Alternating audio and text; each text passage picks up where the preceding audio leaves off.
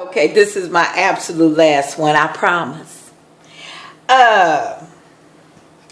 Let's talk about Hillary. I'm going to make this quick because I want to take my bath. Y'all, let's talk about Hillary right quick. The Clintons.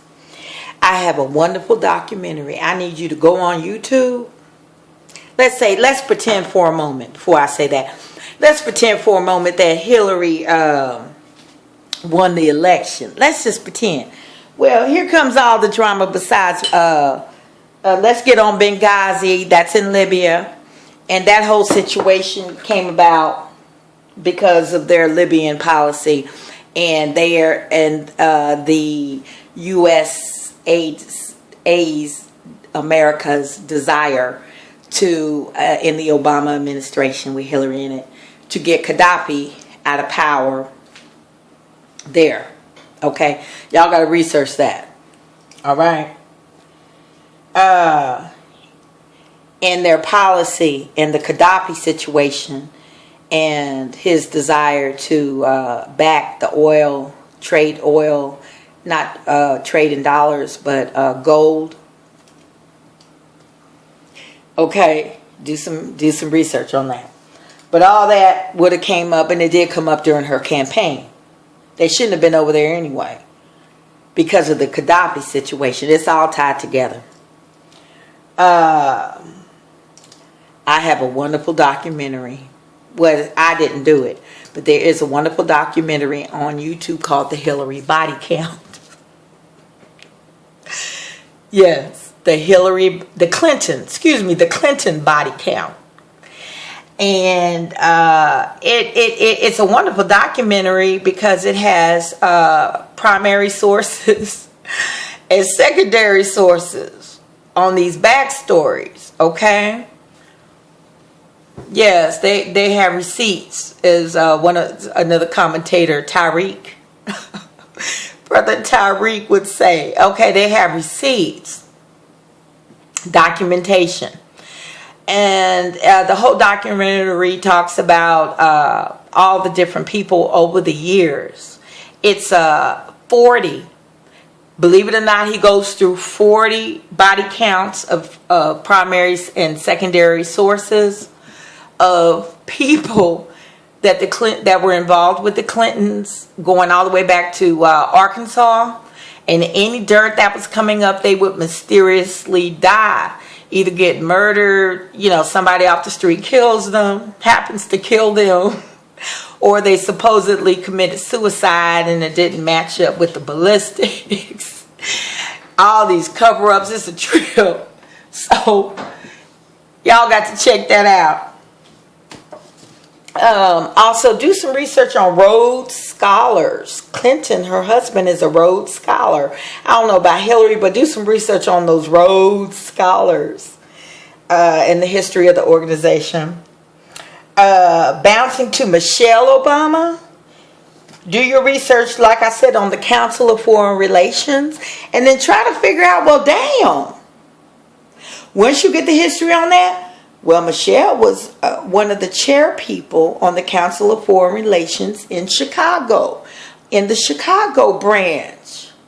Now, y'all like, well, Sister Kelly, why you looking like how you looking? Well, you got to do your research on the Council of Foreign Relations and connect those dots. Oh, yeah. Her husband, look into how many Wall Street people President Obama that he associates with, that donated to his campaigns, etc., etc. Okay. Let's see.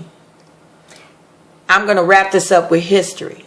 What, Sister Kelly, you always on history? Yes. Let me give you a current reason. History is important to the people that rule, because you talking their language when you come out with the history. Here's an example. Remember the pipeline situation? I can't even remember. It wasn't too long ago, but I don't remember where they were. Was it Utah or Idaho Idaho. I'm not sure where. And they were protesting and camping out and this and that. Okay. And they brought in the SWAT team, all that. National Guard. I can't remember where it was, but y'all remember that. The backstory, the protesters, well, the people that were representing the protesters talking with the oppressors grounded their arguments in history. What sort of history? Treaties. Okay, on the record, historical treaties of what can be done on land that's considered sacred and what can't be done. Yes. So that was in the mix too. Treaties that they laid their ground argument on. And of course religious, because it's sacred. It's sacred land and so on and so forth. So that's the backstory on that. Yes, history is important. Another example. Y'all remember, what's his name? Saddam Hussein. Okay. Remember when he first came up on the scene, as far as any kind of conflict with the U.S., when he went into Kuwait, right? Y'all remember that. I think the senior Bush was in office. He went into Kuwait in 91. I mean, not 91. Yeah, 91. It was 91 because I was at Howard. Okay, 91. And everybody's like, well, damn, how you going into Kuwait? You being greedy. You're a tyrant, this, that, and the third. Well, guess what? He knew history. Okay? What was the history that he knew? Well, the Kuwaiti border was redrawn. The Kuwaiti border was part of Iraq. Way back in the day. Then the British came in and redrew the border because there was oil over there. Okay? Yeah. How did I find that out? I did some research. That's how I found it out.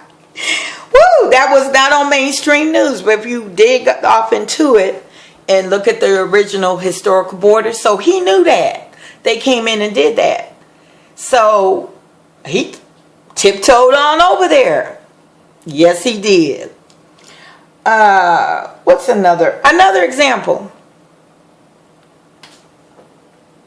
The African Americans over here.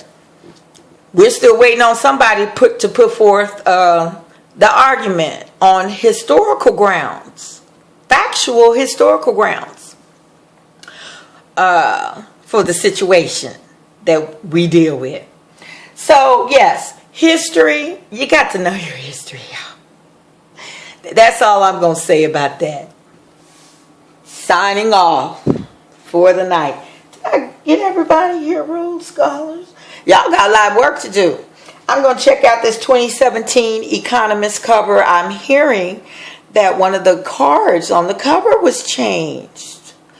Yeah, that's what I'm hearing. I've got to investigate that, but that's for another video, another day. Oh, no, I covered that. Okay, that's it. Peace.